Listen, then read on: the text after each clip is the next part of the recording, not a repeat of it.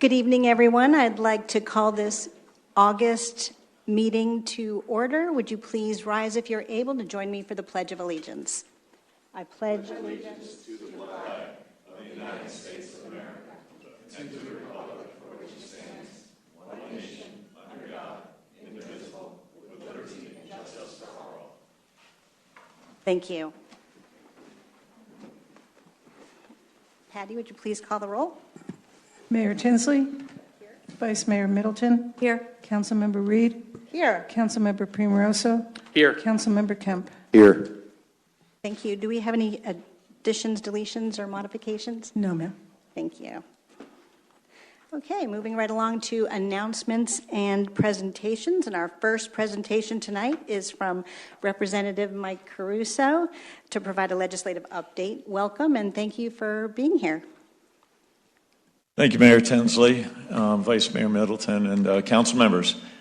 Hope everybody's doing well today. It's so great to be back home and in the district and here in Palm Beach Gardens.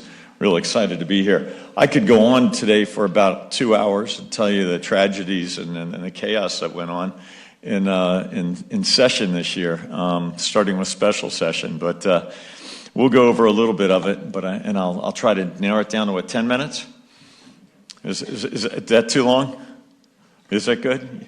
You're in charge. Nope, whatever you need. Go ahead. Okay, great. We'd love to hear. Sadly, this session this year was more about stopping bad legislation than it was about championing the best of legislation, things we needed. Misguided priorities, infighting, failing to deliver results to Floridians really is what it was about. And we had so much work to do. We had such as lowering insurance rates, hardening our homes, affordable housing, tax holidays, things like that. What we did is my job this year. It's turned into being I try to stop bad legislation. Some of the bad legislation started with the in special session, if you remember, the amnesty bill that was put forth by leadership in the Florida House that basically it would have allowed catch and release of illegal aliens committing crimes. It would have allowed, it would have made it illegal for law enforcement, both Palm Beach Gardens, the county sheriffs, and the state law enforcement officers to work with ICE and sign any 287Gs. There was no penalties for illegals voting, things like that. It had been chaos. We killed that bill, I think more through social media than the votes in the House, because it passed the House. The Senate pulled back, and the governor vetoed it, and the Senate didn't help, step in to override it. So we went on and we passed an immigration bill that I think was pretty solid. It made it legal for our law enforcement to work with ICE and the Department of Justice. It did some other things like made it illegal for our check cashing companies to do remittances out of the country for those that are illegal and things like that. And had some voting laws that were in there and to tighten up our voting laws and made it mandatory detention for illegals so they couldn't do catch and release. So. And that was a big thing. That was special session. Then we got to main session, the regular session, and we stopped the bill that would have ended CRAs. And I don't know if you saw that one going through the House and all that. I was vehemently against it. The governor was against it, and it died. It died at the end there, but it did pass the House and. The insanity. There was another one that we passed that we stopped was the getting rid of the Department of Business and Professional Regulation. So we no longer have licenses for CPAs, engineers, architects, contractors, things like that. We're wondering, it just didn't make sense. That one died because the session it went on for an extra 45 days and that sort of thing. So as a CPA, I just couldn't understand that one at all. And with the need for engineers these days, inspecting our high rises and things like that, not licensing engineers anymore sounded just chaotic. So we did that. What else did we stop? It was just a crazy session. Moving on, what did we do? We got rid of the commercial rent tax. And that's something I had been working on for 7 years to get rid of. And my first year I went in, I met with Speaker Oliva. He said it's going to be a big haul. It's about a $2.5 billion budget line. And so we nibbled away at it for 7 years. And finally, beginning October 1st, there will be no commercial lease tax for the state. Let's see, another great bill. We passed the My Safe Florida Condo Program bill. It limited if you remember last year, we had a $30 million program which allowed condos over 3 stories or more to go apply for a $150,000 grant. What we did is we extended that $30 million to $150 million this year, and we increased the amount to $175,000. So that was a good thing because a lot of our condos and that they just need hardening and for insurance reasons mostly. And that's one of the bills that we killed. They're trying to repeal tort reform, and that would have caused and I worked hard at that one to kill that.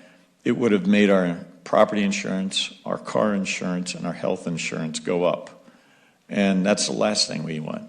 And you're looking at me like, why'd they run these bills? These bills went all the way to the House floor. That's how far they went. That's how leadership was pushing them. Let's see, what else we got? Live Local Act. We expanded amended the Live Local Act, and to make allowed local governments to approve the development of affordable housing on parcels owned by religious institutions. There was a number of changes that we did on that. And lastly, the budget. As every state in the country was increasing their budgets, Florida's the only one that decreased their budget by about 2%, about $2 billion, $2.5 billion. And something that I think we can be proud of. Trying to be fiscally responsible. And as a result of that fiscal responsibility that we continue to exercise, we've achieved the highest credit rating in the country among all the states. So that keeps our borrowing cost way down. Where do we spend our money? Almost half of it goes to Health and Human Services, which is Medicaid. Education took $32 billion, or about 28%. What that involved was increasing our per capita allocation of funds for students, K through 12, to over $9,000, $9,500 almost. When I started in the House 7 years ago, it was just under $6,000. So we've increased it well over 50% in the last 7 years. So that's a big thing. And once again, for the 12th year in a row, we did not raise the cost of tuition in our state colleges and our universities. So if you go to a state college or university right now, you're going to pay the same thing that students were paying in 2012. And you can't say that about anything, so that's a big deal. And the purpose of it is to try to attract people to come to Florida. We want brain talent coming to Florida and staying here, because we know if we get them here, they typically stay here for the weather and other things, jobs and all that stuff. Transportation took up $22 billion, transportation, natural resources, and environment. And let's see, criminal justice, $5 billion, ag, $2.5 billion, total budget, $117 billion. And in doing that, we as I said, we cut $2 billion from repealing the business tax rent, and we created some sales tax holidays, made some of them permanent, like the back to school holiday. It's now permanent in our statutes. It's not something we got to vote on every year, August and things. So for the month of August, everything, children's clothes under $100, school supplies under $50, personal computers under $1,500. So then we had, the hurricane holiday for generators and things like that, and that's about it. And I think, I don't have the list, but Did I come through with any appropriations this year? I'm not sure. I'm not sure. As one that, I know our city manager can answer that, but yes. Well, I hope so. I just don't remember. But appropriations was a strange thing this year because I was opposing leadership the whole time. And so I didn't get any of my bills passed, and I didn't technically get any appropriations through. But I did manage to hand them all out to different friends in the Florida House that worked hard on them, and I helped get those appropriations passed through the governor, so pass his veto pen. So that's where we are. So any questions? I'll be happy to answer them. That's the state of the state. Good. So we've heard the term zombie bills about the bills that come back from previous years. What are your top 1, 2, or 3 you think we might be contending with this year that will affect municipalities? Will affect municipality? That's a great question. Councilman, woman, member? Just call me Chelsea. It's all good. I can't do that from here. What's going to come? I think some of these bills are going to come back. The DBPR bill, I'm pretty sure is going to come back. I think the insurance tort reform repeal is going to come back. Yep. I'll continue to fight it, and along with the governor, and I think those are primary ones. I think that from a municipality specific perspective, leadership will continue to cut home rule, attack home rule. And it's just been a predominant theme this past year. So, that's something that we keep our eye open, and I know you guys knock on my door a lot and say, help, So I'll be there for you. Well, we appreciate all the phone calls this whole year, and you've shown up for Memorial Day and everything like that. So thank you for always checking in with our council. We appreciate it. And I hope I get invited again, because that is the best Memorial Day service I think there is that I've ever seen. So, and it's real touching to have what you do there. So I appreciate the invite always. Absolutely. Does anybody else have any questions? Yeah, I've got one with regards to reserves. How do reserves look? Did you add to reserves this year with all the changes, or what did the state do? We did. We added, I believe we added $3 billion to reserves, and or $2 or $3 billion. We're up to around $15 billion in reserves with the state. That's a lot of savings to have. I think we also decreased debt by about $2 billion. So that's a good thing too. So it's all the same. We're either cutting back debt, and we have the least amount of debt than any other state in the country. So we're in good shape. Yeah, we're happy to be in Florida for sure. Oh yeah, Florida's great. Thank you. We've got a good governor, and he's kind of lays it out there and has been a great leader. Well, thank you so much. We really appreciate everything that you do for us, for our community, for our residents and our businesses, and coming here to give us an update. Home rule is a big deal to us, and we appreciate you fighting and advocating for us. And, of course, our goal to bring Brightline and train up to the north end is also, something that we're really looking forward to hopefully having in the near future. And we look forward to continued collaboration. And we have Veterans Day also that you're welcome to attend as well. Okay, great. So besides Memorial Day, we'd love to have you anytime. But thank you. Well, thank you. And Palm Beach Gardens is on fire. A lot of great things happening right now. And I'm excited that it's part of my district. And you guys are doing a great job. So thank you. Thank you. Thank you so much. We really appreciate it. And next we have Caitlin and maybe Noel, Director of Strategic Initiatives at the Palm Beach North Chamber of Commerce, to share some information about the Palm Beach North Small Business Development Satellite Center. Welcome. Thank you guys very much. Yeah, good evening, Mayor, Vice Mayor, Council members, and of course, Mr. Ferris. Thank you so much for giving us an opportunity to present this evening. For the record, Noel Martinez, President and CEO of the Palm Beach North Chamber of Commerce. Today I'm with Caitlin Bergman, our Director of Strategic Initiatives.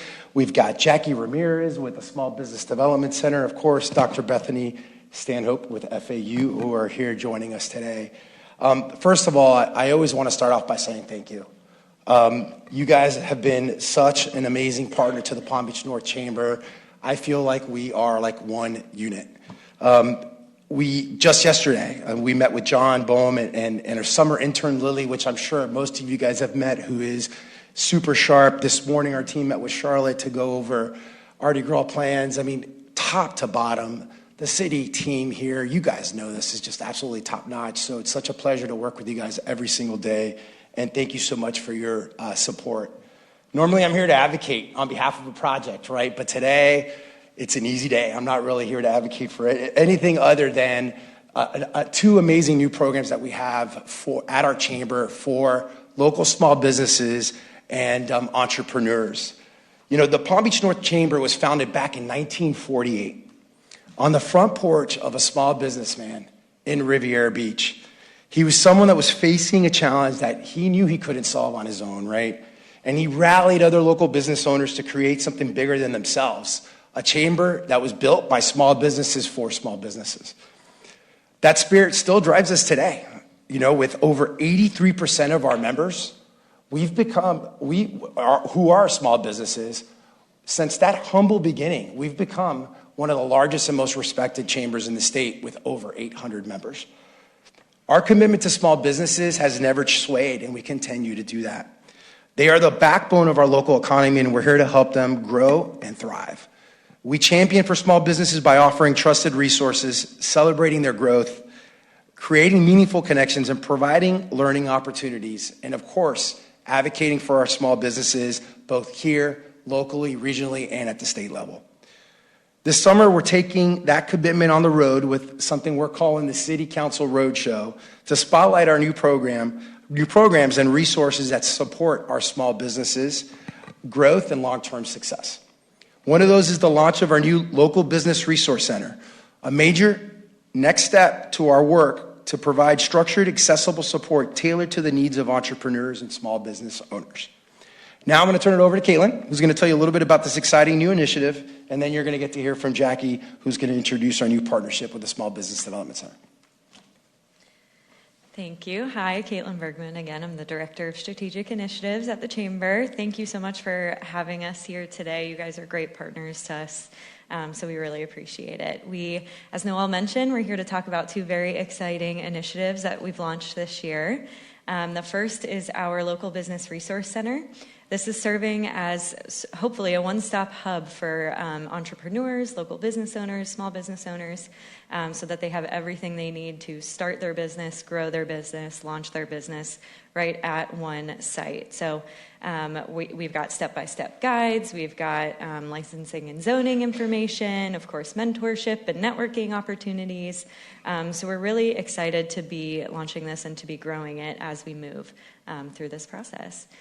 We've also got information about business protection. We've got, county-wide information, and of course, all of our municipal partners, all 11 municipalities in the Palm Beach North region, are linked up in this hub for them. So we are excited to work with your team further to really make this a much more robust resource for local businesses and to really hone in on the resources that are specifically helpful for our Palm Beach Gardens businesses.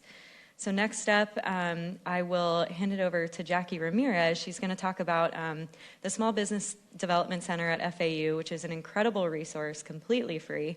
We're very excited to be partnering with them. We are co-hosting events with them, which is very exciting. We just had one on Tuesday about Entrepreneurship 101, like from your idea to the storefront, which was very, very cool.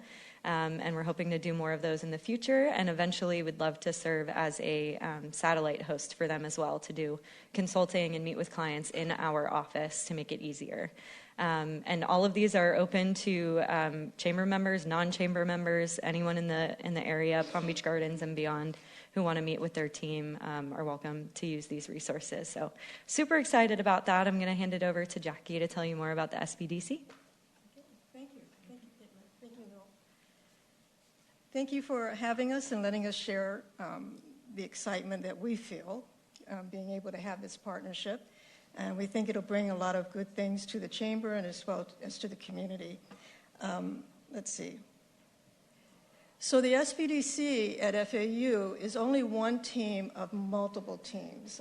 I want to make sure, because many people say they haven't heard of us. It's because we work very quietly with the entrepreneurs and the companies, and I wanted to tell you a little bit about us and how we got here. So over 50 years ago, the Small Business Administration realized that they can hand funds over to small businesses to grow, but unless they provide the support and the guidance and the consulting and the check-ins, usually a high percentage of them didn't really go well or go anywhere. They didn't grow the way they needed to grow.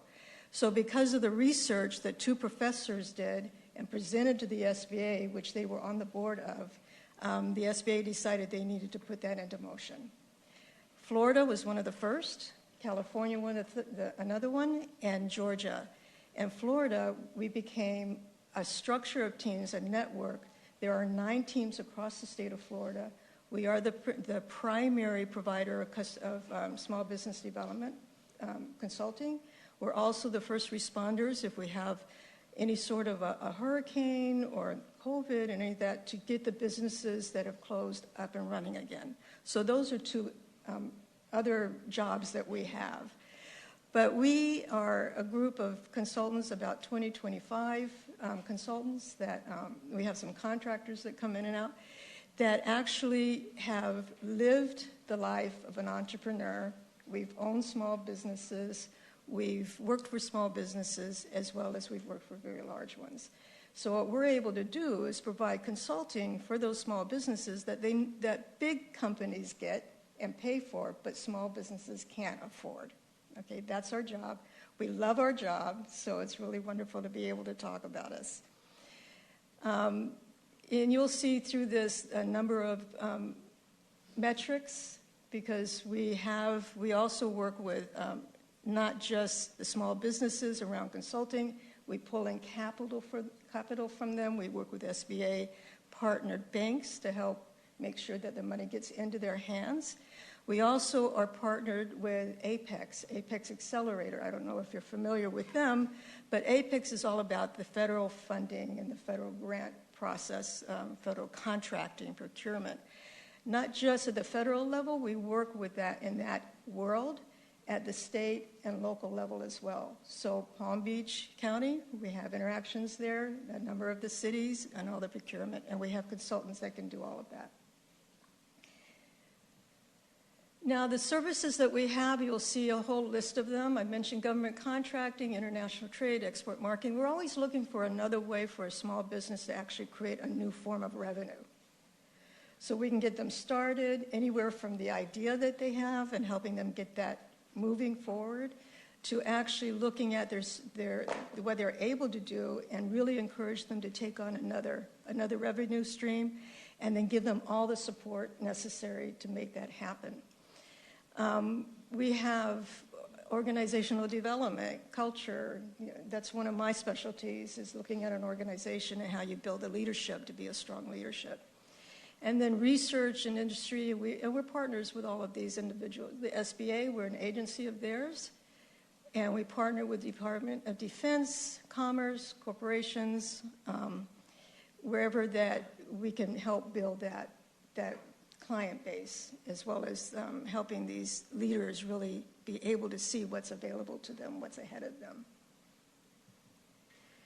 So we're really looking forward at being able to give to your businesses here in your city, along with the Chamber. We think it's a wonderful partnership. We're really enjoying it, and we're looking forward to all the things that we can help make them accomplish. Okay? Thank you. And I just want to end it with, we thank you again for your time and give us the opportunity to present about these 2 amazing programs. As you're talking to your constituents, if you hear, I've got this idea, I want to start a business, or I have this existing business and I need access to capital, right? Or I need to put a business plan together. Think of us, because this program is perfect for them. This is exactly what we put this program together. This is why we put this program together. And that's all we have. We'll take some questions if you have any questions. Anybody have any questions? I just want to comment. So Caitlin, Noel, and Jackie, and congratulations for putting this together. I know it's been in the works for years. I know you've been, gathering input from the business community and, residents who are moving here. When, I owned my business, we had many small businesses that came to the area, and they were looking for something exactly like this, a toolbox or a toolkit to get them started and jump-started, and the resources to make them be successful, and not afraid to fail. So thank you for putting this together. Thank you for presenting this today, and congratulations for getting it over the finish line. So I know it's much needed and it'll be very well received. So thank you. Anybody else? Yeah, actually, so for the Resilient and Connected group, we worked on this on the hub for 3 years, but I have to tell you, layering it with what you've presented today, the involvement of FAU, SBA, this is a collaborative win for the community like none before. And the best thing is, like, this whole time you guys were presenting, none of you said I. It was all about the we, and it just shows you when you have good leadership, you actually get buy-in where you can actually layer these services so that all of the people in the community can win. It's really impressive. Thank you, Councilmember. You were really a huge part of helping us put this thing together, so thank you very much. No, but it's even better than we ever could imagine, right? It's Thank so you. good, so thank you. Thank you. Awesome. Thank you so much. This is a wonderful resource, and I can't wait to share this and the link from your website, hopefully to ours and to everybody. Thank you so much for bringing this to our attention. Okay, and next we have the operating update on the Burns Road Community Center Aquatics Complex and sports tourism activities by Deputy Service Leisure Administrator Daniel Pietro. Thank you.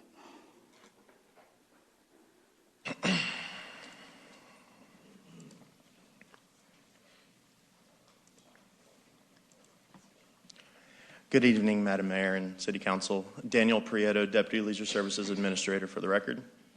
I'm here to give an update on summer 2026 and all of our recreational operations. We've had a big summer. A lot of facilities have opened, and we brought them to the community, all due to the investments made by this council, and we wanted to share some of the impacts of those investments in the community. Let's talk Burns Road Community Center. We opened it a few short months ago, June 2nd, 2025, and immediately filled it with thousands of residents.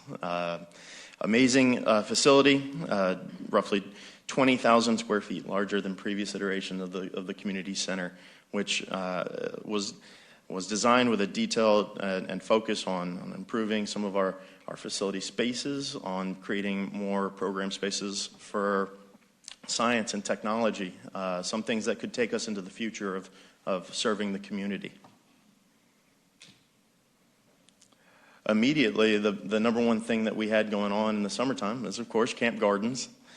The previous iteration of the summer camps that we were able to host in Burns Road Community Center would host about 250 kids per week, which is a great figure, and we tried to max out that facility as much as we can. Of course, child care is one of our most important services to the community. Now with this summer 2026 and the larger facility, we were able to up those numbers to about 380 kids per week.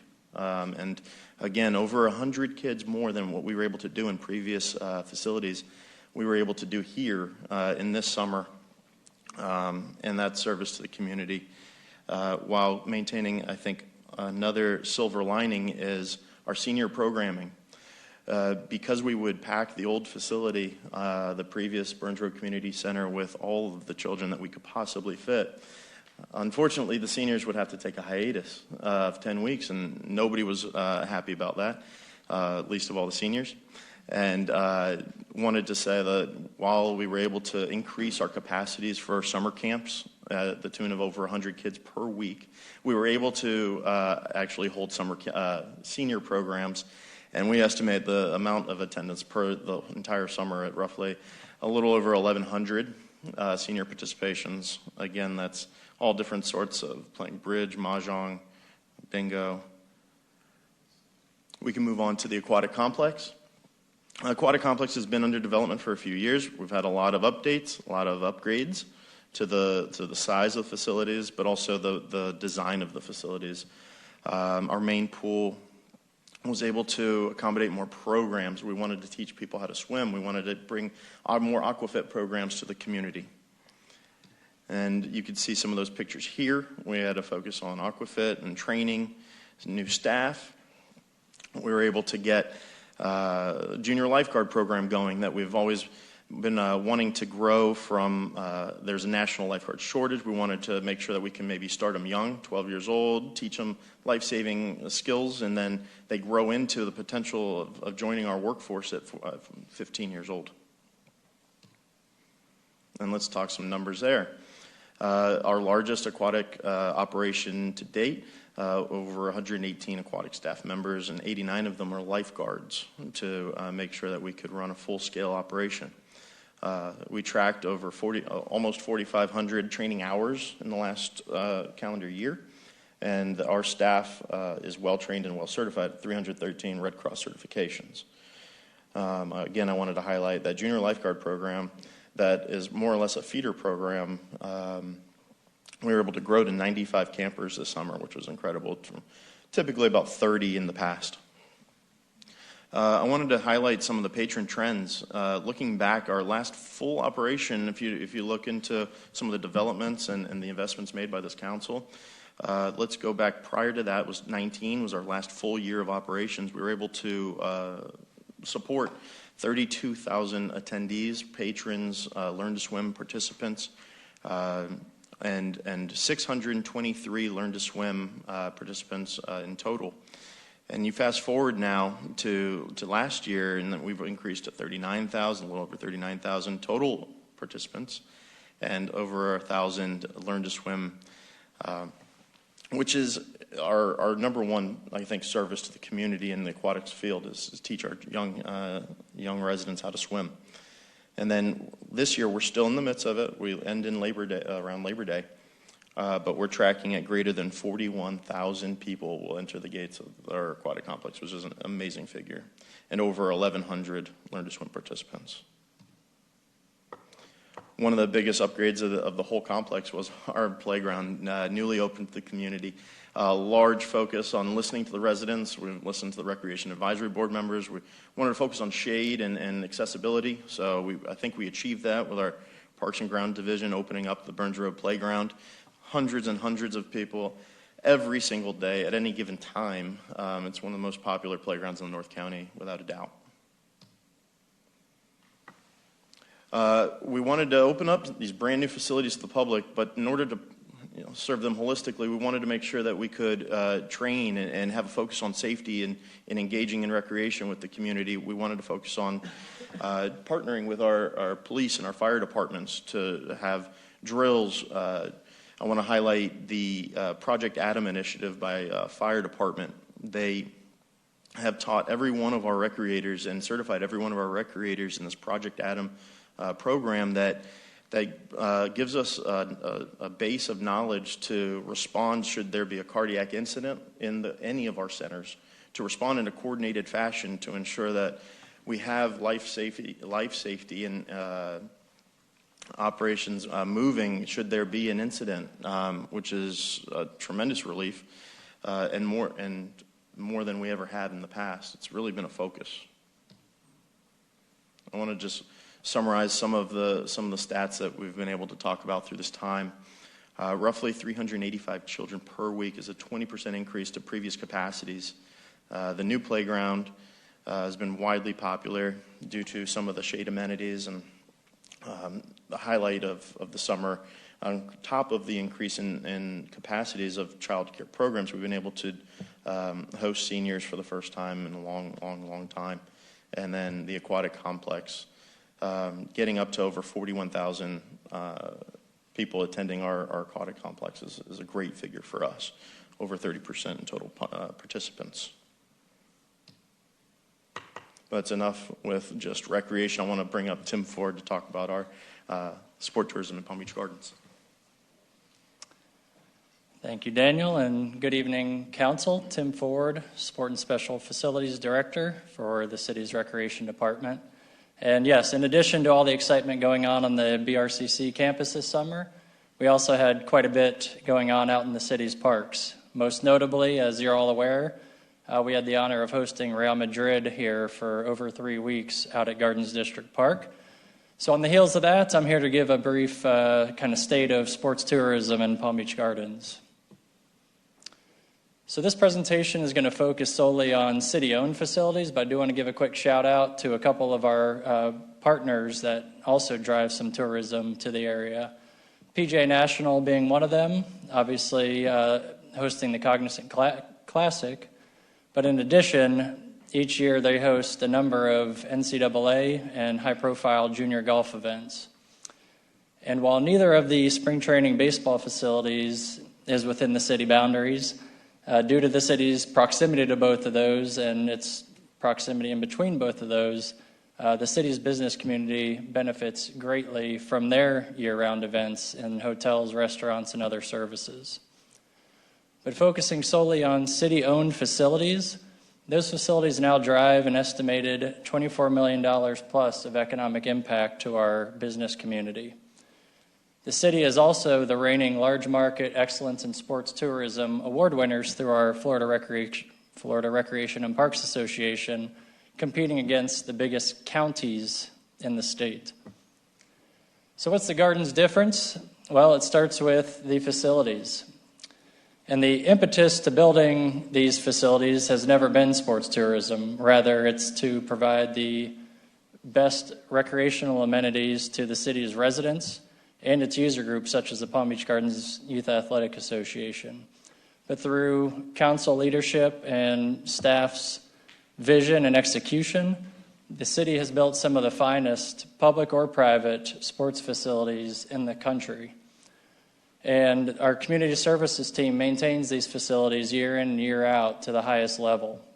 So really a byproduct of building these awesome facilities has been a ton of sport tourism opportunities and growing sport tourism opportunities. You know, people, when they do come here for these events, nationally, internationally, they're beyond amazed that these facilities are open to the public 365 days of the year. One recent example of that, we hosted the delegation for the England national team, who is considering Palm Beach Gardens for its base camp for next summer's World Cup. Well, the head coach of the England team was here on that visit. We toured him around several of the fields out at Gardens District Park. And a stoic guy, this coach, and largely quiet through the site visit. But as he was leaving, he turned to staff. He said, well, "What is this place?" We said, "This is a public park that supports our youth sports organizations."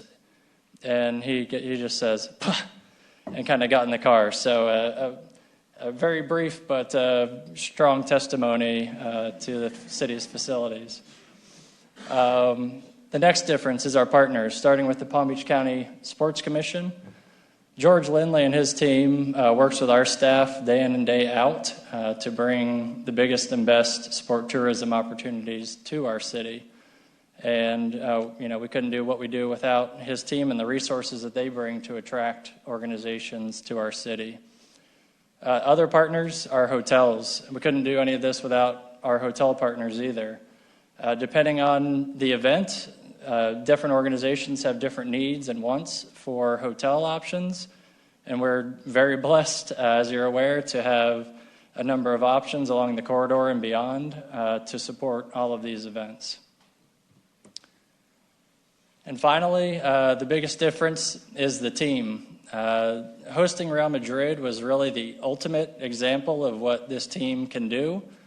It was pretty amazing to watch all these department heads and their teams pull together as a family, as a unit, to put on this camp for Real Madrid, and to exceed the expectations of Real Madrid, to exceed the expectations of the biggest brand in the world of sports.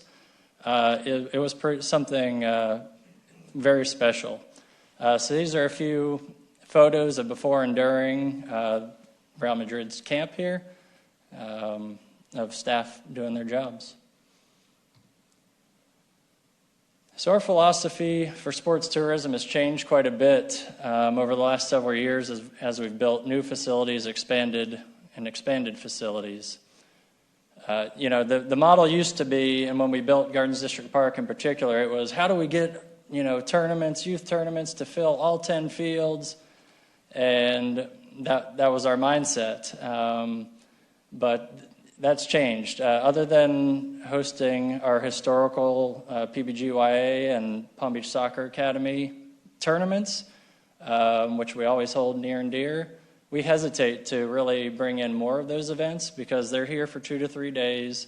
They're playing from sunrise well into the evening, 2 or 3 days, and then they're gone. And the facilities are showing wear and tear. It's a lot on our staff to pull those events off. And so what we're focused more on now is bringing these high-level organizations in. They're using 2 fields at a time for 2 hours a day, but for an extended period, 2-3 weeks. And so what that's meant is less impact to the sports turf, less downtime. Our multipurpose fields, pre-COVID, we are closing our multipurpose fields 16 weeks a year. We're now down to really a maximum of 12 weeks a year that these fields are closed each year. And less demand on staffing. Again, having staff here for a few days at a time, 14 to 16 hours a day, it's a lot. But two fields, a couple hours a day, is much more manageable. And all that less has meant more, so more economic impact. Pre-COVID, we were at about $15 million a year of economic impact. And again, $24 million is now the year and is now that figure and seemingly expanding every year. More permitting opportunities. Using less fields at a time means more fields, more facilities are open to the public to use. And more positive media. Real Madrid, for example, was posting every day that they were in our park. I mean, those posts get thousands, tens of thousands, hundreds of thousands, sometimes views. It's pretty impactful. This photo is also pretty impactful to describe my point here. This photo was taken by David Williams, thank you, the day after Real Madrid left. So again, 3 weeks, they're here over 3 weeks on these 2 fields, training just about every day, and you'd be hard-pressed to find any wear and tear on those 2 fields. These are just some of the organizations that we've hosted recently, a lot of notable tennis, soccer organizations, and of course, our Cressy Sports Performance as well. So what's next? More of the same. So Major League Soccer has been a big impact.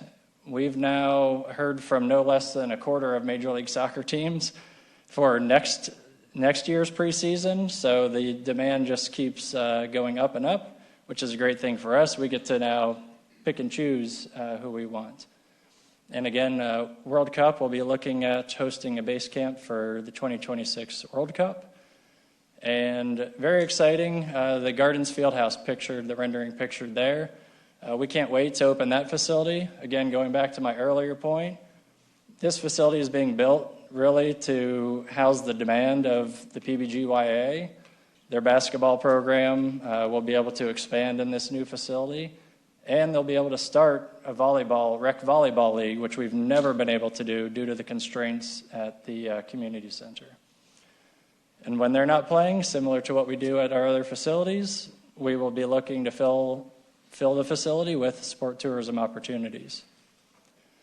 So the impact, again, to finalize this, $24 million economic impact, facility revenues that offset our recreation department operating costs, such as those senior programs Daniel was talking about, or community events, and it's established Palm Beach Gardens as a worldwide destination for sports. That's all. Yeah, that's a lot. Any questions? Thank you. Does anybody have any questions for Tim and Daniel? Nick? I just had a comment. The one thing, and I said it a meeting or two ago, I don't think you were here, but when we went out and toured with Real Madrid, I think we all thought that you guys are the best team on the field. very impressive, but one of the biggest things I noticed was, and you had driven us around beforehand, was what impact does this have for our residents and the public? And, and you explained to us the same thing you explained here tonight, is you've taken from 16 weeks closure to 12 weeks so it's really not taking away, but also the splash pad was being used, the playground was being used, the tennis center was being used, and there was a soccer camp going on at the same time for the residents. So it was pretty impressive to see us hosting Real Madrid and everything going on in the other parts of the park. So good job. Thank you, guys. I mean, the numbers are staggering. We appreciate everything you and your entire team does for our city, and these numbers and photos are just spectacular. And I have to say that some of us have taken classes at the Burns Road Rec Center, and it is absolutely beautiful. The staff are so welcoming when you enter that front door, so accommodating, with a smile on their face every time, even late at night, and we appreciate it. And the facility and all of our facilities are just amazing and great assets to our community, our residents. And just to almost double the economic impact is just phenomenal. So thank you guys so much for everything you do. Actually, if I might, I would love to challenge our marketing team and the recreation team. That moment when we were at Real Madrid, and to Councilmember Kemp's comment, so much was going on, and I think we even talked about in that moment, it would be amazing if we could have a bunch of images of everything happening in recreation in the city in one moment at a time, right? Or like in the middle of Mardi Gras, there's also, that exactly at that same time, there's a basketball tournament going on, whatever. There's always, 10, 15, 20 things happening all at once for every age. It's pretty extraordinary. Thank you. Absolutely. We're very proud as staff, so thank you. Thank you for your support. Thank you, absolutely. And shut off my microphone. I also would like to give a shout out, welcome Councilmember Orlando Puyol. Thank you for being here. And next is comments from the public, which I don't have any comment cards, shockingly. So we will go on to the city manager report. Ron? Thank you very much. I do have a couple of brief comments on some things that are going on around town. Not as exciting as the presentation you saw here, but nevertheless, it's informative to let you know and the public know some of the things that are happening about town. First of all, we have already announced our quiet zone, which is a huge achievement. And it's an achievement that has to go on recognized for the team that put it together. And I just like to let you take a look at this photograph. Over the years, and I'm saying years, this team has put together a great application and task of dealing with federal government bureaucracy and other bureaucracies, and brought to this city the quiet zone. And so I'd just like to introduce you to those individuals, left to right. Dan Wittick, who is an operations manager. Giles Rhodes, he's a deputy city manager. Richard Roth, operations manager. Todd Ingalls, city engineer. Corey Cunningham, traffic tech. And Oscar Gonzalez, traffic tech. And these characters love the idea of a quiet zone, and if not for their efforts, we would still be trying. So I just want to congratulate the staff for the excellent job over the years they have done, and we've gotten a couple of compliments from the residents thanking us for that. Next, I would like to bring you up to date on the CSX North Lake Boulevard Beeline highway closure. Here are some pictures of some of the ongoing construction. They know their deadline is the 10th on Sunday. I have no update on their progress to date and where they're at. They keep saying they'll be on time, and let's all pray that they are. It has been a huge inconvenience for the traveling public. They have met it well, actually. Very little incidents or issues going on. And the public has reacted to it quite well, so we're really pleased with it. So this is what's happened as of today, as a matter of fact. The next thing I'd like to bring to your attention is a roundabout that started construction today at RCA Boulevard and North Court. You know, this is part of our city's mobility plan to improve traffic circulation and safety over in the TOD. Again, the construction started today. It's a new roundabout, and project is expected to take about 90 days. So there will be some rerouting of traffic in the area, as you will see when you travel in that neighborhood. The next thing I'd like to bring to your attention is the pedestrian bicycle bridge construction over at Kyoto Gardens Drive. You know, this has been in the making for years, also with the development at FPL over there in the Kyoto Gardens Drive neighborhood. What's going to happen here is we'll be closing down some lanes. The drive will shift to the westbound side for approximately 3 to 4 months, and to support the pedestrian bridge construction. There will be detour signs, and the measures will maintain traffic flow for the duration. If you'll recall, we had a grant to put sidewalk on the north side, crossover at the bridge for pedestrians and bicycles. This will be a pedestrian and bicycle bridge on the south side of that. The reason this is, we originally we're going to have to put in a new bridge, but through creative thinking from our engineering department and our city engineer, there was a way to take the incoming traffic, as you can see coming south on Military Trail, increase the turn lanes from 1 to 2, and be able to do that with the existing bridge by adding the bicycle and pedestrian bridge and do the new lining on it. So it saved millions of dollars to be able to do this. So that's not unusual for our engineering team. The other thing I'd like to bring your attention to is a traffic signalization activation. August 15th on Gardens Parkway and Lake Victoria Gardens. You know, it's been in the practice mode, I call it, for quite some time, but the new traffic signal will come online on August 15th.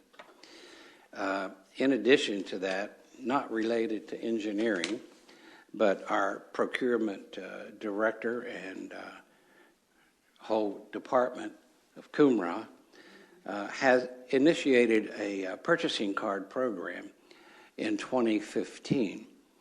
This program involves rebates for using that card. We have policies and procedures that are all appropriate.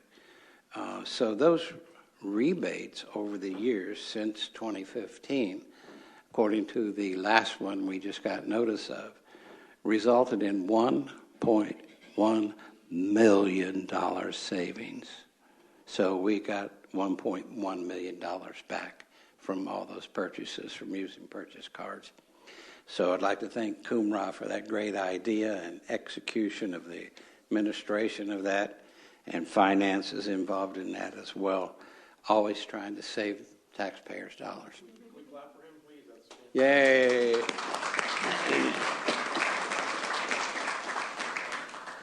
And I'll stop with the 1.1 million savings.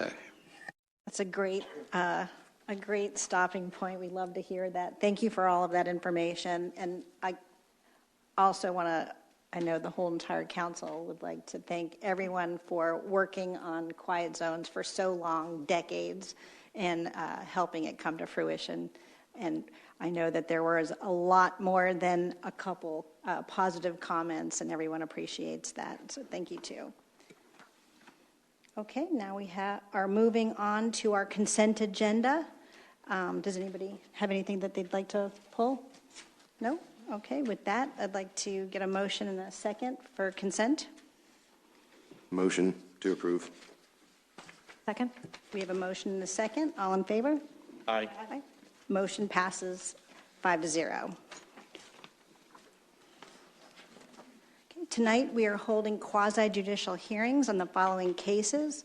Ordinance 7, 2025, second reading and adoption request to modify the underlying zoning to professional office PO for 2 parcels within the North Court PCD. Resolution 50, 2025, request to amend condition 21 of Resolution 19, 2026 to include 2006 to include professional office uses to the permitted uses within the North Court PCD. Resolution 51, 2025, request to amend the site plan for 4750 East Park Drive within the North Court PCD. Ordinance 10, 2025, first reading, city initiated rezoning from residential medium to professional office. Resolution 58, 2025, site plan amendment within the Frenchman's Creek Plan Community Development PCD. This means the City Council is required by law to base its decision on the evidence contained in the record of this proceeding, which consists of the testimony at the hearing, the materials which are in the official city file on the application, and any documents presented during this hearing. The council is also required by law to allow cross-examination of any witnesses who testify tonight. Cross-examination may occur after the staff, the applicant, and the participants have made their presentations and will be permitted in the order of the witness's appearance. It is necessary that anyone who testifies at the hearing remain until the conclusion of the hearing in order to be able to respond to any questions. If you plan to testify this evening or wish to offer written comments, please fill out a comment card and give it to the city clerk. Comment cards are located over there. City clerk's over there. The city clerk will now swear in all people who intend to offer testimony this evening on any of these cases. Do you solemnly swear to tell the truth, the whole truth, and nothing but the truth, so help you God? Thank you, Patty. And we will start by Ordinance 6, 2025, and Ordinance 7, 2025, and Companion Resolution 50, 2025, and Resolution 51, 2025 will be a combined presentation with separate votes taken on each item. And since Ordinance 7, Resolution 50, Resolution 51 are quasi-judicial, ex parte communication will be declared before this combined presentation. Does anybody have any ex partes? We'll start with Bert. None. No. Nope. None. Have any either? Thank you. And would the clerk please read the title?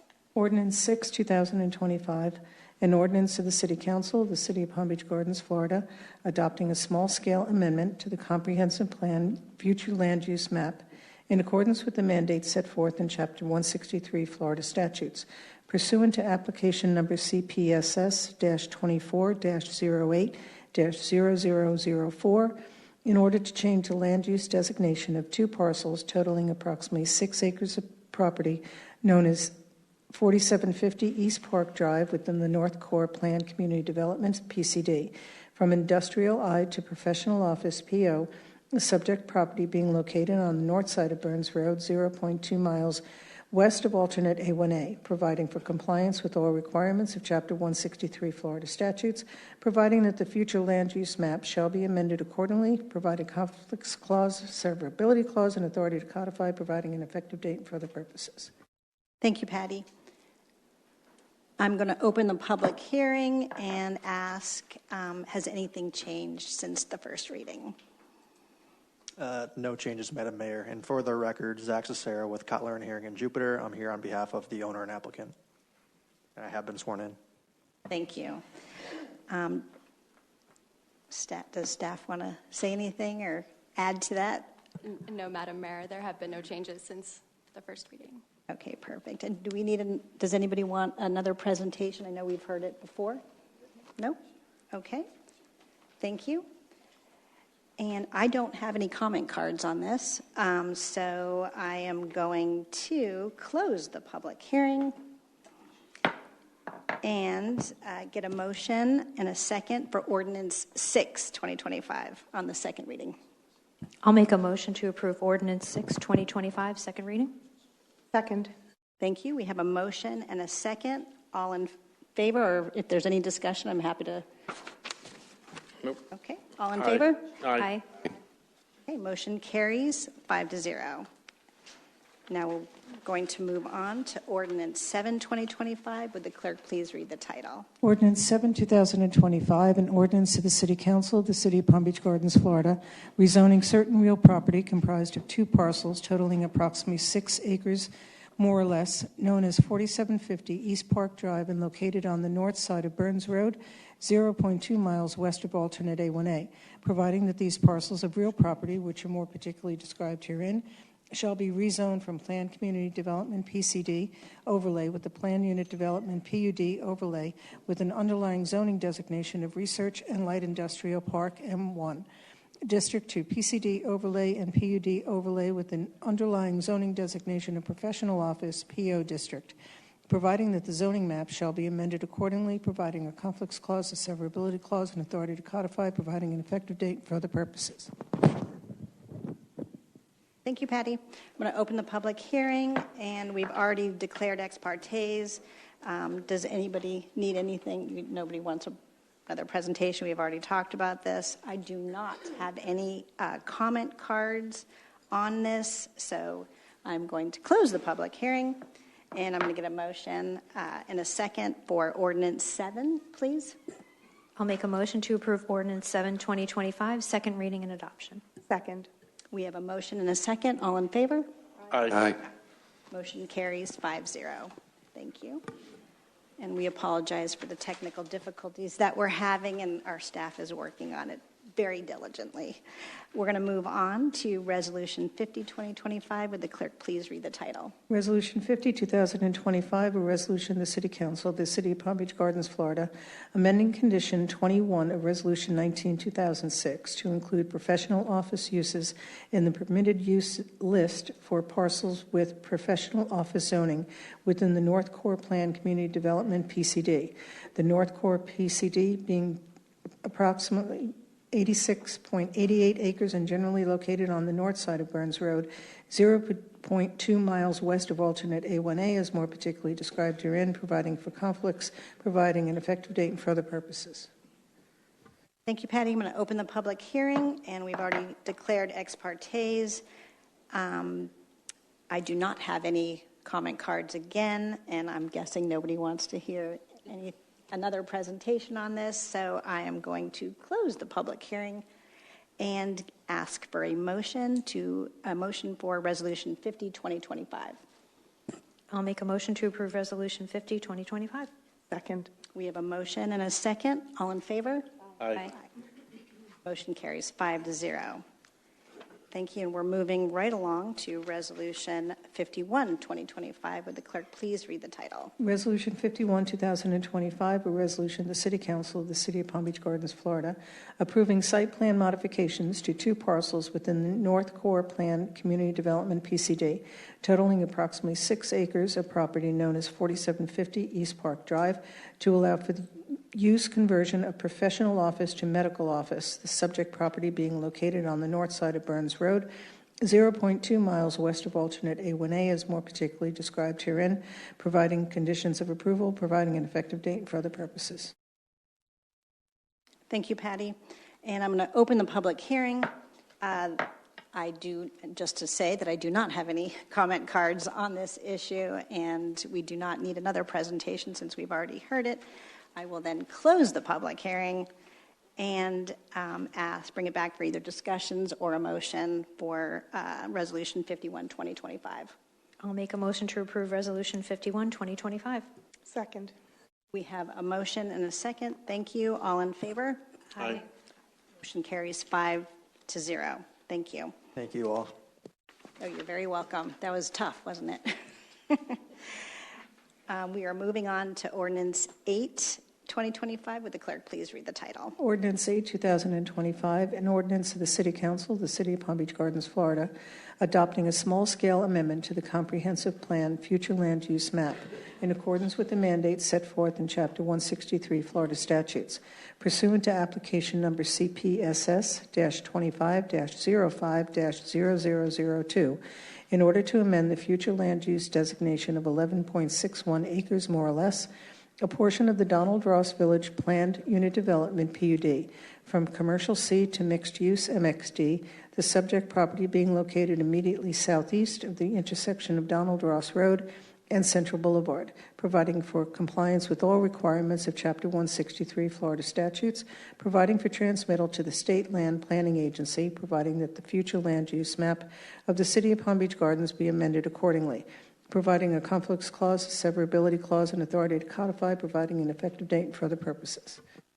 Thank you, Patty. I'm going to open the public hearing and welcome our city planner, Nick, and welcome to our fun Thank you.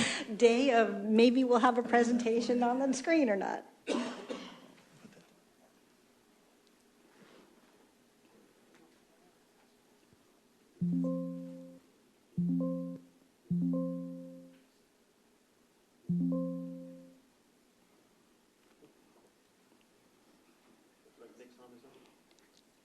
I think we're going to do a quick restart on this and see how we come up here.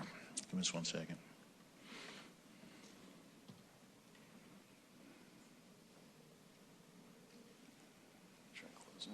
Yeah, let's get them all coming down here.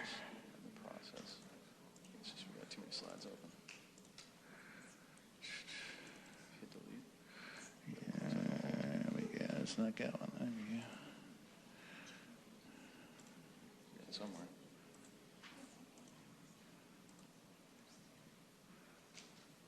We don't even have the bar over here right now, so let's see.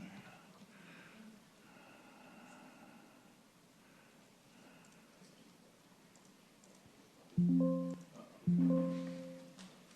want to try plugging that in? Yeah. Oh, hello. Where's the test? Yeah, we just shut the...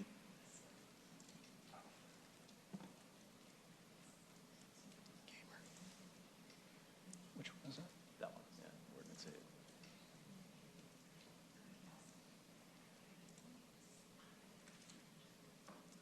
That's not us. Wrong one.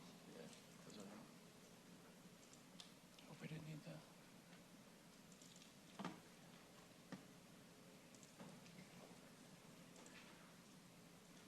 Best of luck. All right. Talk fast. Well, we built up some nice anticipation for it, so let's go ahead and get started. This is Ordinance 8, 2025. This is going to be the first reading for the city-initiated land use amendment for Donald Ross Village. So we can go ahead and get started and cover the request. This is a city-initiated petition requesting a small-scale comprehensive plan land use map amendment. We're going to be modifying the future land use designation for approximately 11.61 acres of the Donald Ross Village PUD. And so to provide some necessary context for the initiative here, the Donald Ross Village PUD was initially approved in 2003 with the passage of Ordinance 53, 2002. And this is kind of where the justification for this ordinance kind of comes in. The initial approval of the project provided for rezoning of the site to mixed use. However, a significant portion of the site, known as Parcel 4.02, remained with the future land use designation of commercial. This is an 11.61 acre pie-shaped lot that intersects with the Cielo Townhomes community. And so currently on site today, you have residential townhomes with the future land use designation of commercial. And so this ordinance is designed to essentially address the nonconformity by providing a consistent future land use designation. So in terms of the location, we're looking at directly south of Donald Ross Road between Central Boulevard and North Military Trail. The current future land uses on site, as you can see, we have the commercial pie-shaped portion in the top left-hand corner of the site, and the remainder of the site is zoned as, or is designated as mixed use. And then we can get a closer zoom up here where we can see the commercial land use designation intersecting with the Cielo Townhome, so you have a good number of residences there that currently have that future land use of commercial. So in terms of the proposal, we're going to be amending the land use to be mixed use, which would establish consistency with the remainder of the development. And it's important to note with this that no development is proposed with this ordinance. No modifications to the existing development are proposed. All existing conditions of approval will remain in full force and effect. And this is essentially just establishing conformity with the code, with the comprehensive plan, and clearing up a nonconformity. The current zoning will remain as is approved as mixed use with the PUD overlay. On July 28, 2025, public notice was provided as per code. The iPark notice was provided on June 30th, 2025, with no comments received as of today. The petition was heard before the July 8th, 2025 PZAB hearing with a recommendation for approval by a vote of 7-0. Staff recommends approval of Ordinance 8, 2025. Thank you. And you made it with visuals. I do not have any comment cards on this item, so I'm going to close the public hearing. Does anybody else have any questions for staff? No, very straightforward. Okay, I'm going to close the public hearing and bring it back for discussions and or a vote. I motion to approve Ordinance 8, 2025. Thank you. Second? We have a motion and a second. All in favor? Aye. Aye. Motion carries 5-0. Thank you. Moving on to Ordinance 9, 2025 and Ordinance 10, 2025. It'll be a combined presentation with separate votes taken on each of them. And since Ordinance 10 is quasi-judicial, ex parte communication will be declared before the combined presentation. So anybody have any ex partes? None. None? No? None. Okay, and I don't have any either. Would the clerk please read the title? Ordinance 9, 2025, an ordinance of the City Council of the City of Palm Beach Gardens, Florida, adopting a small-scale amendment to the Comprehensive Plan Future Land Use Map in accordance with the mandates set forth in Chapter 163 Florida statutes.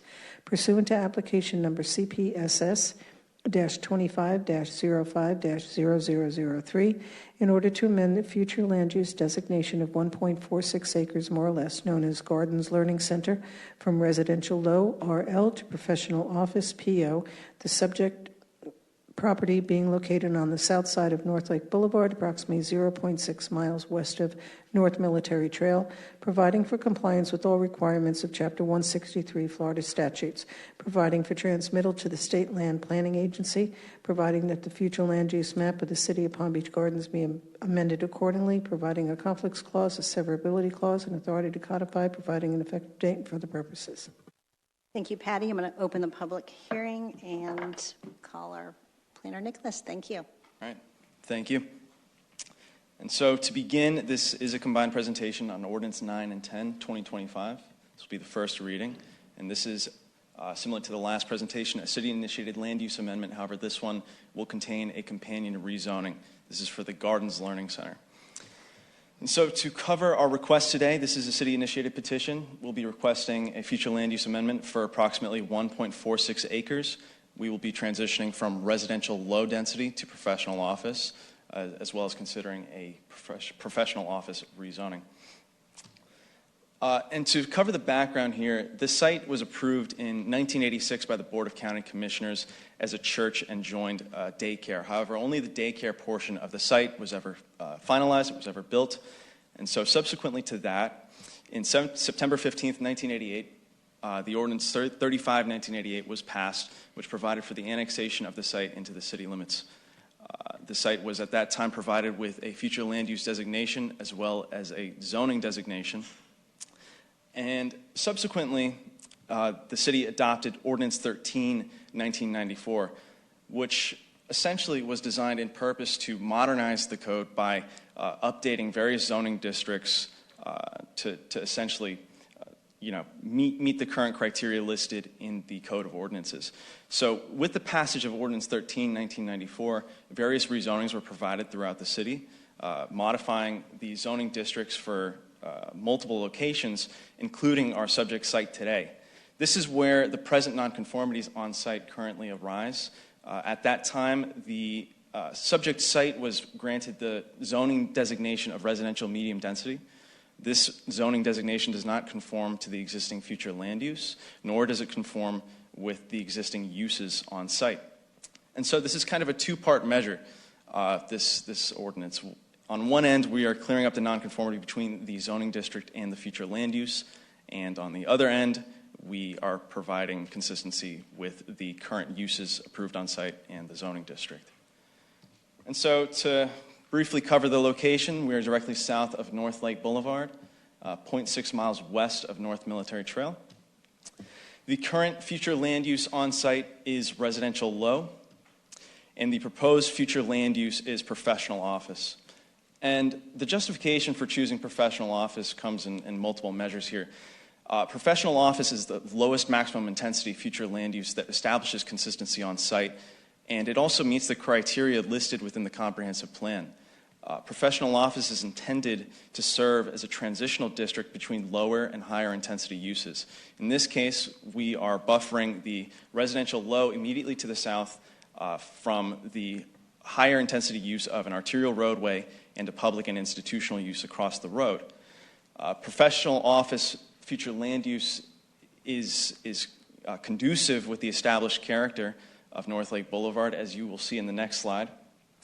And so this kind of covers the adjacent future land uses currently on North Lake Boulevard. You can see that there is multiple institutional uses as well as lower intensity neighborhood commercial uses essentially lining the corridor. And so this professional office future land use is harmonious with the established kind of character of North Lake Boulevard. The current zoning on site is residential medium density, and it provides for a maximum development intensity of 7 residential units per acre, as well as 35% lot coverage with a maximum building height of 36 feet. Now, the proposed zoning as professional office will modify the maximum intensity in a slight way. So we're losing the possibility of residential development. So there's no residential density proposed. Presently on site with the residential medium density at the current rate, a maximum of 11 dwelling units would be capable of being built on the site. So this maximum intensity change is actually kind of a reduction in that way. In terms of the maximum lot coverage and the maximum building height, these are remaining the same at 35% and 36 feet of height. On July 28th, 2025, public notice was provided. And on June 30th, 2025, the iPark notice was provided with no comments received as of today. The petitions were heard at the July 8th, 2025 PZAP hearing with a recommendation for approval of 7-0. And staff recommends approval of Ordinance 9 and 10, 2025. Thank you. Great job. I do not have any comment cards on this item, so I'm going to close the public hearing and ask to bring it back for a motion for Ordinance 9, 2025 or discussion. I motion for Ordinance 9, 2025. Second. We have a motion and a second. Does anyone have any comments, questions? No? Okay, then I'll bring it back for a vote. All in favor? Aye. Aye. Aye. So motion carries 5-0. Thank you very much.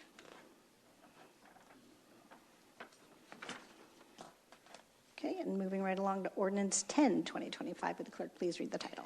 Ordinance 10, 2025, an ordinance to the City Council of the City of Palm Beach Gardens, Florida, rezoning the Gardens Learning Center, such property being comprised of 1.46 acres more or less, located on the south side of North Lake Boulevard, approximately 0.6 miles west of North Military Trail, providing that this parcel of real property, which is more particularly described herein, shall be rezoned from residential medium density, RM, to professional office, PO, providing that the zoning map of the City of Palm Beach Gardens be amended accordingly, providing a conflicts clause, a severability clause, and authority to codify, providing an effective date for other purposes.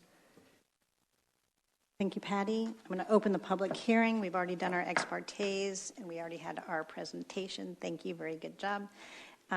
Since we didn't have any questions, I'm going to close the public hearing, and I have no comment cards again, so we are going to bring it back for a motion for Ordinance 10 and/or discussion. I motion to approve Ordinance 10, 2025. Second. Okay, we have a motion and a second. All in favor? Aye. Aye.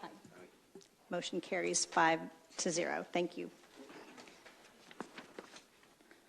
Okay, move on to ordinance 12, 2025 for second reading. Would the clerk please read the title? Ordinance 12, 2025, an ordinance of the City Council of the City of Palm Beach Gardens, Florida, amending Chapter 86 of the city's Code of Ordinances entitled Buildings and Building Regulations by repealing Section 86-29 hurricane shutters and readopting same as revised to clarify the use of hurricane shutters in the city, providing a conflicts clause, a severability clause, and authority to codify, providing an effective date and for other purposes.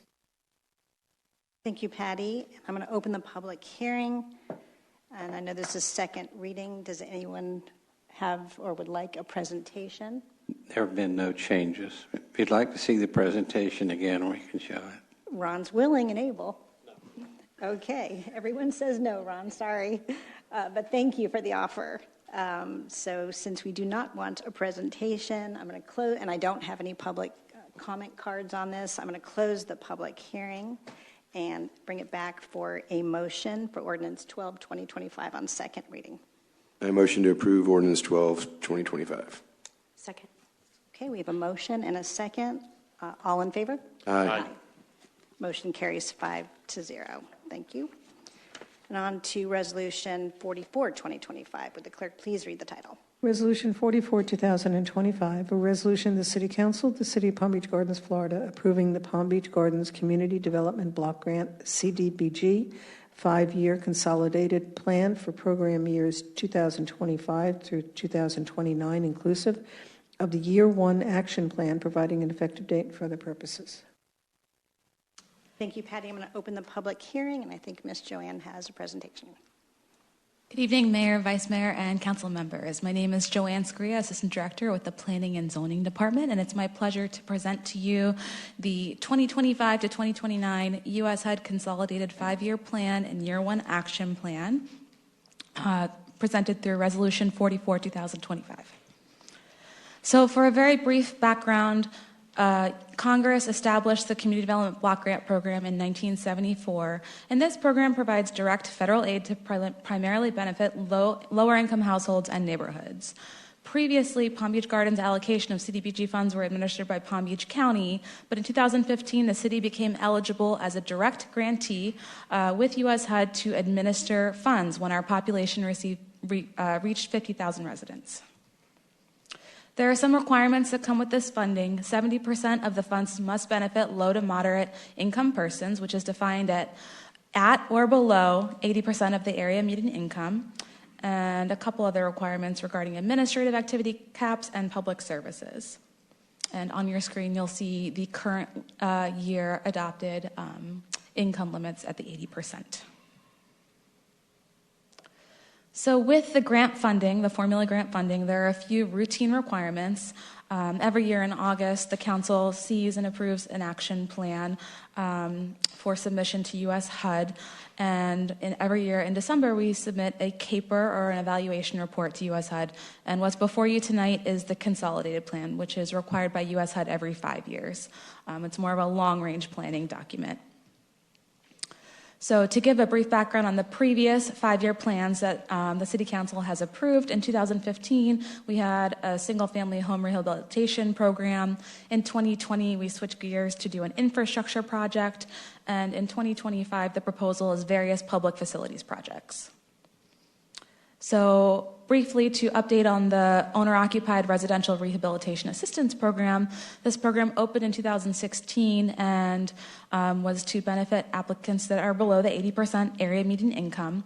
Eligible improvements included roofs, windows, doors, garage doors, driveways, and landscaping, and we were able to harden and beautify 31 homes, expending nearly $1 million of U.S. HUD grant funding to benefit our city residents. And you'll see on this map some of the locations where we implemented this program. So in 2020, we switched gears to an infrastructure project, and the goal was to provide potable water to the residents of Mary Circle and Dania Drive. And that took a little planning with environmental review that's required by HUD, surveying and design, and the construction finally began in winter of 2024. The project was completed with construction in August and September of 2024, and through this project, we were able to acquire the right-of-way of Mary Circle from Palm Beach County and the Dania Drive right-of-way from the residents, which was no easy feat. We're also able to leverage the SUA sewer program to provide sewer service to those residents on Dania Drive and improved fire service through a new hydrant. And many of the residents have connected and several are in the process as well. And here are some photos of the construction, including our new fire hydrant. So for our 2025 consolidated plan, we issued, with the help of our purchasing department, an RFQ in December, and we entered into an agreement with Florida Housing Coalition in February, and they actually completed our 2020 plan as well. And they completed the required elements of our citizen participation plan, including a survey and a series of public input meetings that were publicly advertised. And that resulted in a draft plan that's currently posted on our website for the required 30-day comment period, which ends this evening with this public hearing. It was advertised in the Palm Beach Post, and it's required to be submitted to U.S. HUD no later than August 16th to continue receiving funds. This map shows the general areas of census tracts that are considered low to moderate income, and the city anticipates receiving approximately $1.3 million over 5 years. That funding is not guaranteed. It's up to annual Congress funding, but that's the estimate based on the current allocation. Some of the potential projects that are listed in the long-range plan are to assist residents with the connection fees to the new water line that is constructed in Mary Circle and Dania Drive. We're also looking at sidewalk and crosswalk improvements in these areas, public facilities and park improvements, and potentially even a permanent traffic garden if we're able to find a suitable location. And so with that, staff recommends approval of Resolution 44, 2025, adopting the consolidated plan, inclusive of the Year 1 Action Plan, and authorizing the submission of the consolidated plan, Year 1 Action Plan, and the required forms to U.S. HUD. Thank you. Does anybody have any questions? No, just comment. Okay. I do not have any comment cards on this. I'm going to close the public hearing and call it back for a vote, a motion, I should say, for Resolution 44, 2025, a vote and or discussion. I'll make a motion to approve Resolution 44, 2025. Second. We have a motion and a second. Does anybody else want to? Yeah, I just want to thank staff because during my agenda review, they talked about going back to the people on Mary Circle and Dania Drive to reimburse them for their costs to hook up to the sewer line and all that stuff. And then hopefully that will encourage more people to get active on that street to also do that as well. So that was a great idea to go back and reimburse for those costs and start that momentum going, if you will, to upgrade everybody along those streets. So that's a great idea. So thank you. Anybody else have any comments? Nope. This is a great report. It's a wealth of information. I truly enjoyed reading it. The median income increase is unbelievable at 68%. I also agree that it's a wonderful idea that you guys came up with a reconnection fee reimbursement. Excuse me. Thank you. I would like to clarify, it is only available to residents that meet that low to moderate threshold. Yep. Yeah, correct. Okay. We already had a motion and a second, so I'll bring it back for a vote. All in favor? Aye. Aye. Motion carries 5-0. Thank you very much for doing this. It's a great opportunity for people. Okay, going to Resolution 58, 2025. Would the clerk please read the title? Resolution 58, 2025, a resolution of the City Council of the City of Palm Beach Gardens, Florida, approving an amendment to the site plan for the golf course maintenance facility within the Frenchman's Creek Planned Community Development PCD, the subject property being approximately 5.38 acres and generally located on the east side of alternate A1A, 0.5 miles south of Donald Ross Road, as more particularly described herein, providing waivers, providing conditions of approval, providing an effective date, and for other purposes. Thank you, Patty. I'm going to open the public hearing and ask for any ex partes. None. None. I did have a conversation a long time ago with Bernie Pulselli about this facility. Okay, we have Mr. Brian. Good evening. I'm Brian Donahue with Insight Studio. We're the land planners representing the application. We're joined with some of the representatives from Frenchman's Creek as well tonight, if you have questions for them. So we're here to talk about the operations center at Frenchman's Creek. Frenchman's Creek is about 600 plus residential units, 2 18-hole golf courses, a large community clubhouse, fitness facilities. So Operating and maintaining those facilities is quite an undertaking. Their facilities have been in place for 30 plus years. A lot of those buildings are the original buildings. So generally what we're talking about tonight is revamping all of those facilities. So a lot of them are being torn down and rebuilt. And so I'll jump right in. 4 of the existing structures will be renovated, and then they're going to be building new structures. So the 2, or I guess there's really 3 primary structures that function there. There's currently about a 20,000 square foot building that's going to be torn down and replaced with a new 23,000 square foot building. That building is the golf course operations and maintenance building. Then there's a 5,000 square foot storage building, and then a 4,800 square foot POA landscape operations building. So the difference is the 4,800 square foot building is what they operate for all of the common area maintenance for the roadways and medians and some of the smaller residential units. And then the larger facility there is for the golf course. There's a small guardhouse that's going to be added to the facility as well, and then some ancillary structures for covered material storage and fueling and washdown area. Also, additional parking will be provided. You'll see some of the aerials that they've been using, an area that's kind of part of the golf course that's now going to become part of the parcel. The current parcel is about 3.5 acres. They're adding about 1.64 acres to get a little over 5 acres. We do have 2 waiver requests tonight.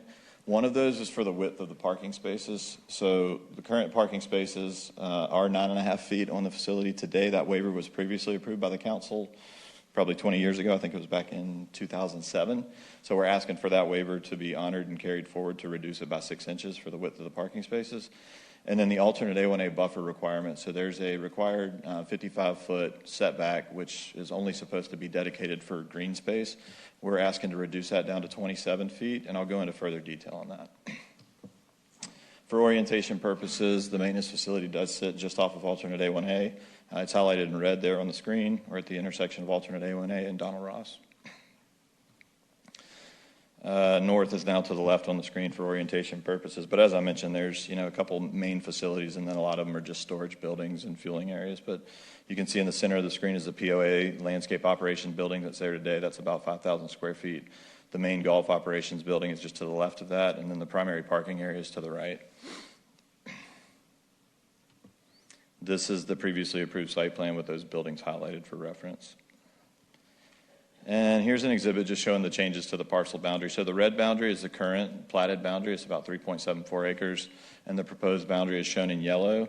So that area, as you can see on the aerial there, has actually been utilized. It was originally platted as part of the golf course. It was never used as part of the golf course. So over time, the maintenance facilities just kind of spilled into that area, and that's been utilized as part of the maintenance area. So we're going to formalize that with this application. Here's the proposed site plan. So as you can see, some things shift around a little bit. Building A, again, is the main operations building. That's the big red building in the center of the site there. About 20,000 square feet. That'll be for golf operations. The staff parking area now moves to the north part of the site on the left side of the screen. And then the POA landscape operation building is the green building to the right there. So that's where all of the common area maintenance is done from. Building C, which is the orange building, is the fueling and washdown area for all the trucks and equipment. Building H, so kind of everything on the bottom left part of the screen, which is the yellow, purple, and blue buildings. Those are existing. Those are going to be refurbished and remain. And then the top left side of the screen, the blue building and the purple building. Blue is a new storage building, and the purple building's an existing storage building.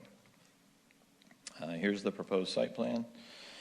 And then one of the things that we were able to greatly enhance with this application was the entrance and access. You guys all probably drive up and down the alternate A1A corridor. I'm not sure if you pay much attention to what's tucked away behind the Eureka palms there, but there's a little 20-foot access point that goes in. It's two-way access and a 20-foot roadway. So we're actually widening that. Once you come through, we're not changing the access off of the DOT road there, but after you come through the access point, we're able to go ahead and put a proper guardhouse in the center of the median, have 2 gates, so an entrance and exit gate, and the gatehouse will be now in the center median there. We have stacking for, I believe that's 5 vehicles, about 108 feet of stacking.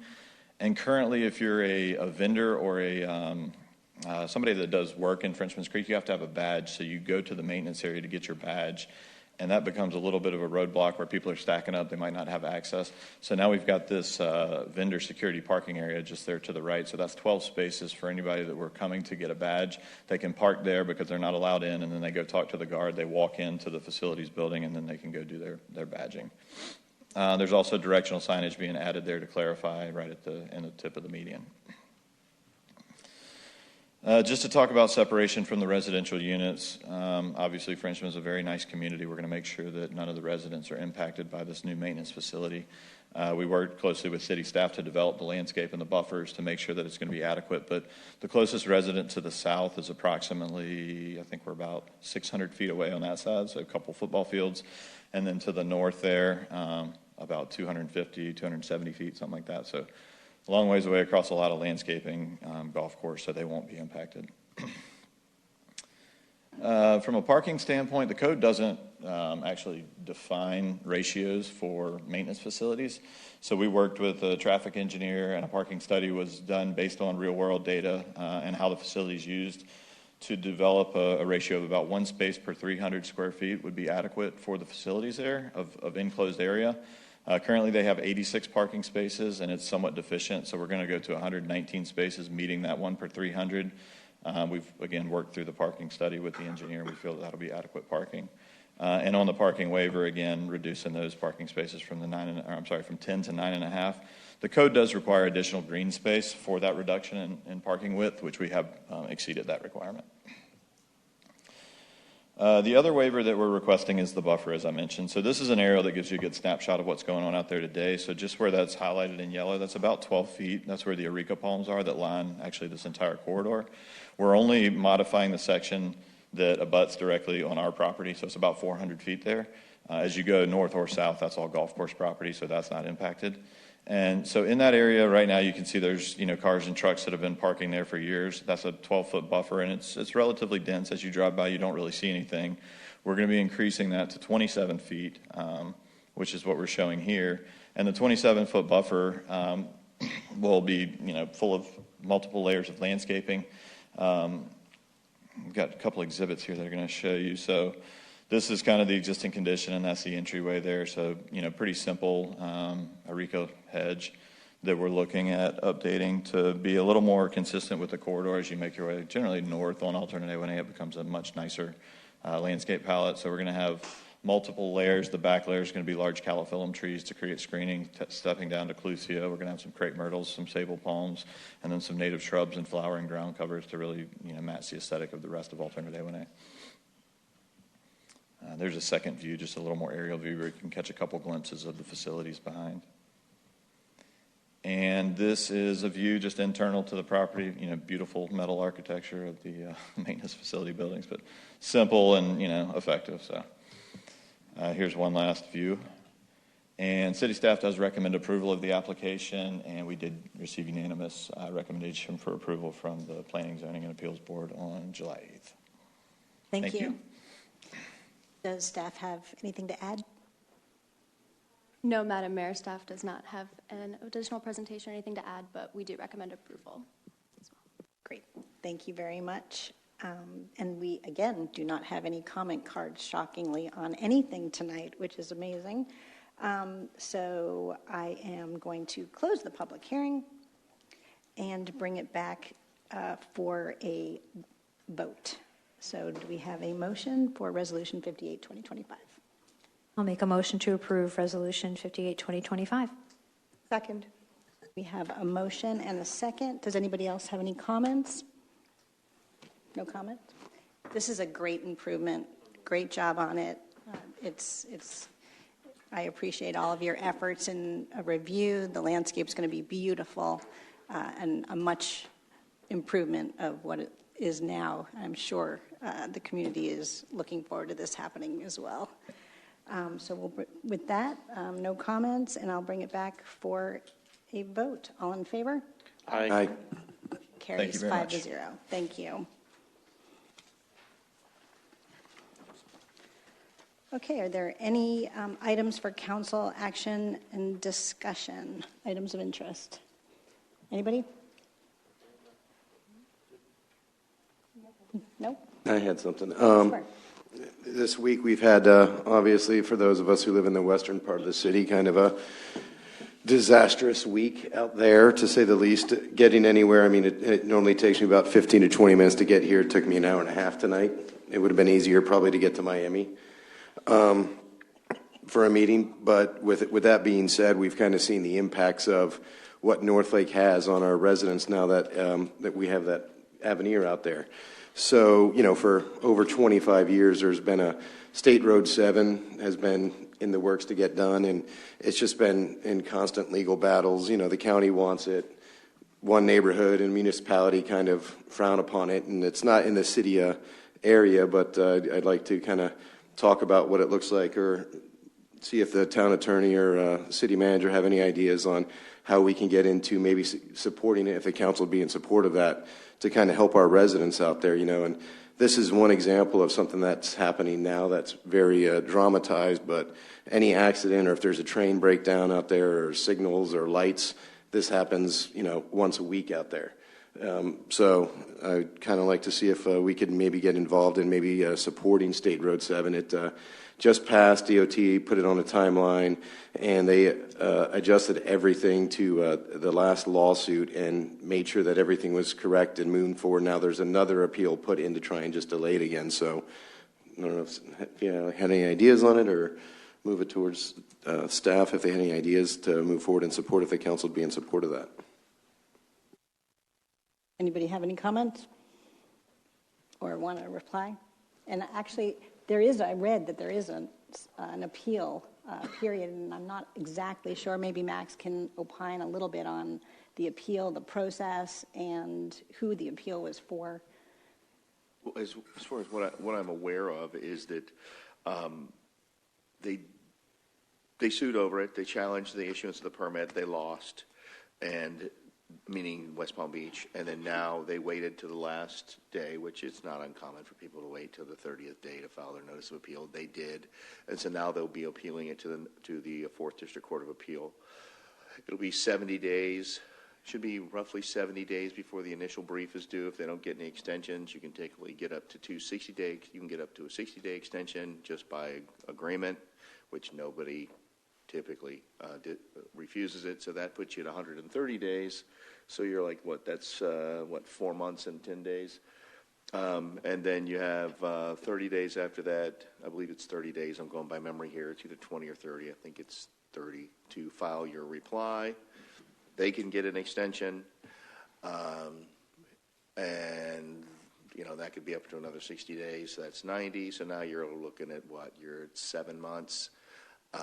And then you get after the answer brief, then the West Palm would get a reply brief. Again, they could get an extension, but people typically don't on those. That usually gets filed pretty quickly. So you're looking at probably 7.5 to 8 months in basic terms before it's briefed and would go before the judges. And then it would depend on whether or not they ask for oral argument. If they request oral argument and that's granted, that's going to kick it back probably another 6 months, give or take, depending on their schedule. I mean, it could be 3 months, it could be 6 months before they'll get oral argument. Once they get oral argument, if they get oral argument, then you're looking, depending. I mean, I had one where we got a PCA in 48 hours after oral argument. That's pretty quick. Then I had one where I got a written opinion in one, and it took us a couple of months. So you could be looking reasonably at the farthest exchange. You could probably be looking at about 10, worst case, maybe 12 months a year from now before you get a full resolution of the case. If the city chose to do something, we could potentially petition the court to file what's called an amicus brief, a friend of the court brief, where you file a brief in support of one of the sides. Obviously, I think I know which side you want to support. And we'd have to petition the court for that if that was something that the city council wanted to do. Want to add anything? It looks like you wanted to say something, Ron.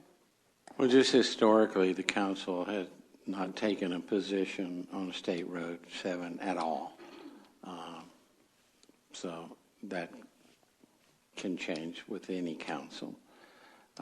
As far as, you know, my recollection isn't as good as it used to be, but I thought I read that FDOT was going to go ahead with all the plans that they were going to do to be prepared for this.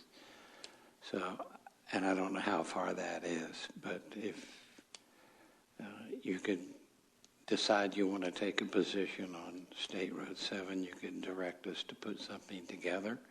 If you wanted to join the lawsuit, if you decide that's your direction, and we could get involved in that too. That's up to the council. It's your policies. So when you said that they're putting the, I guess the design is still moving forward, Max, while this lawsuit is being appealed, it's a state road, so is the state still permitted to move forward with the construction? Well, you have a final order, and typically court orders, well, I can't say typically. It's about 50-50 court orders being stayed by an appeal. Some are automatically stayed or some are not. And I'll be honest with you, I have not researched this for you, for the council. If you would like, I'd be happy to look into it. And I could come back at the next meeting and give you a brief on it about, I can look into the case, what the status of the case, where is it at, and give you some options. If that would please the council. And we might could get more clarification from FDOT on their intentions and how far they intend to go before.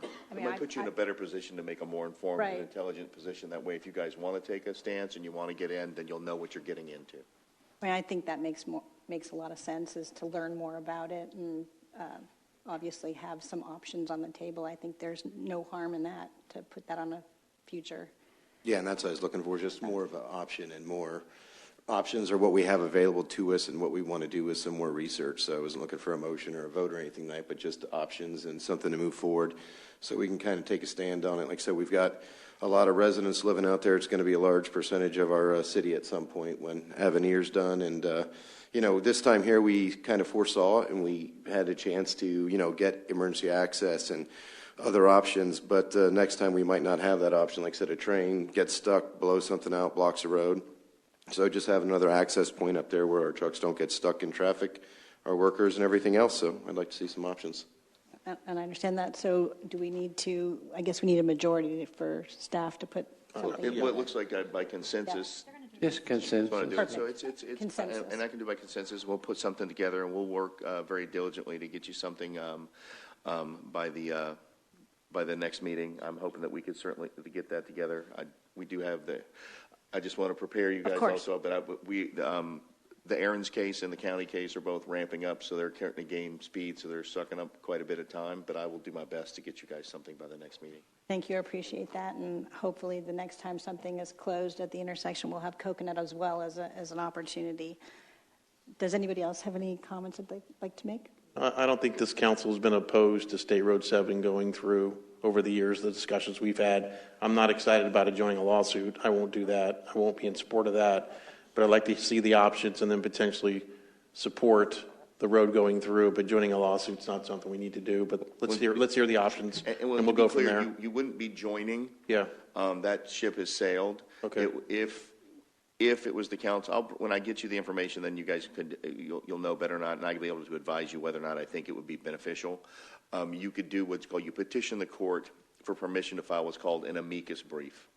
We're not in the lawsuit. We don't have standing in the lawsuit, but it gives us an opportunity to argue on behalf of one of the sides, obviously DOT for State Road 7, and I would write a brief arguing the merits of the defense of their case along with them. It would be separate from theirs, but it's just called a friend of the court, a brief. It doesn't have any effect on us. Mm-hmm. We just would incur the expenses of doing the brief, filing and asking for it, and then writing it and filing it. Okay, let's see your options and we can discuss this. But I'm supportive of that. Would you like to add? I think it's just worth mentioning. So the TPA passed the 2050 plan recently, and we have 2 representatives that are from Palm Beach Gardens and have voted in support of funding for State Road 7 every single time for as long as I've been on the TPA. So that's number 1 on the long-range transportation plan, just sitting there while we wait for for this to get resolved so we can actually finish other projects that are being held up by it as well. So it's more than just the access, which we all need. It's the fact that it is just gobbling up funds every time it has to get pushed back again, which means that all the other roadway projects that we're waiting for are getting pushed back. So it's kind of a domino effect. That's more than the one road. It's a very good, valid and good point to bring up. Does anybody else have any items that they'd like to bring up? I do have an article that actually I read. It's kind of a little bit apropos to that, and it's in regards to traffic. And it was an article in the Orlando newspaper, and it had Brightline's numbers, which I was shocked about because that's something that we'd love to see. But Brightline's Orlando to Miami leg, which we know has been extremely popular, but I was surprised. In the 2024, Brightline had roughly 2.8 million passengers, which to me was a huge number. And Brightline carried nearly 800,000 passengers in the first quarter of 2025, which is such a big number, and it's up. And the number of traffic trips that Brightline has saved on the roadways is exponential. So in 2025, I should say in the year before, it was 700,000. So it went up almost 100,000, over 100,000 people, riders, in just the first quarter. So it's unbelievable, and I just wanted to share that information with you. It's a pretty good article, and those numbers were astronomical and interesting how and what having Brightline, having a stop up here would do to our road capacity and taking trips off of the road. So just wanted to share that. Other than that, do we have a city attorney report? No, ma'am, I've spoken quite enough. Okay. Very good. Well, there's no other city business, so the meeting is adjourned.